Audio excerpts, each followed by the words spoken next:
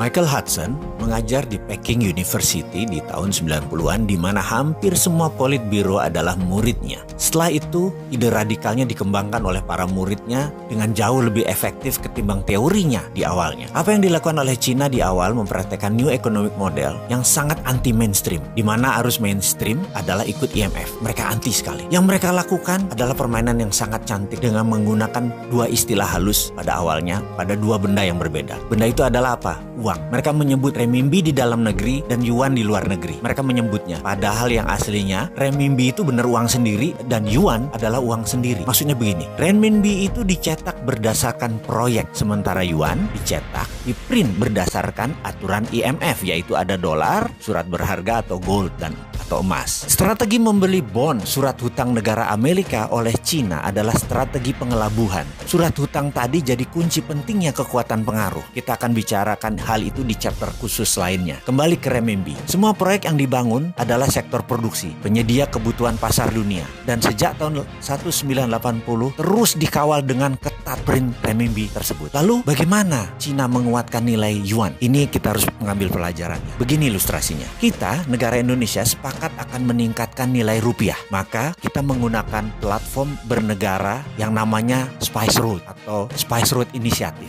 Ini hanya contoh, sekali lagi, ngapunten loh ya, hanya supaya bisa mengerti aja. Inisiatif jalur rempah tadi punya strategi yang sama, yaitu punya rupiah biru yang dicetak berdasarkan proyek, sementara kita mempunyai rupiah merah yang berdasarkan aturan IMF. Lalu kita mencari proyek, kita kirimlah kaum lobis ke berbagai negara tetangga kita terutama, misalnya ke Papua Nugini. Di sana kita cari calon pemimpin baru dan kita harus mempunyai kaki dalam tanda petik di sekitar pemimpin baru tersebut. Kemudian ketika Perdana Menteri baru Papua Nugini tersebut dilantik, maka sarankan dia untuk membuat proyek yang banyak dan kalau bisa jangka panjang, seperti jalan tol, pelabuhan, bandara, buat dam, pengairan, juga power energy atau power plant untuk listrik. Kita akan biayai proyek mereka tersebut 100%. Katakanlah kita dapat proyek $100 billion dari Papua Nugini. Lalu rupiah biru dicetak berdasarkan proyek Papua Nugini tersebut. Semuanya 100% kita berikan pekerjaan tersebut ke pabrik di Indonesia. Teknologi Indonesia, uang Indonesia, dan bahkan mengerjakannya harus 100% orang Indonesia di Papua Nugini. Begitu proyek itu jadi, kita tinggalkan mereka dan mereka mulai menyicil dolarnya ke kita. Setiap dolar masuk, maka rupiah biru senilai yang sama dulu mulai dibakar. Ini untuk menjaga inflasi. Dengan demikian, rupiah merah akan menguat cadangan dolarnya sehingga naiklah nilai mata uang rupiah. Lakukan itu di banyak negara. Kalau perlu 70 negara lain kita lakukan. Di Amerika Latin, di Timur Tengah, di Afrika kita lakukan. Sekali lagi, tentunya 10 tahun pertama sebelum kita ke luar negeri, ke Papua Nugini, kita harus membangun kekuatan dalam negeri dulu. Maka kita bangun gede-gedean pabrik di dalam negeri. Itulah ilustrasi apa yang dikerjakan Cina untuk yuannya. Dan saat ini setelah 40 tahun mereka mulai menyesuaikan renminbi ke yuan. Sekarang udah hampir sama. Dan sekarang renminbi yang yuan adalah 1:1.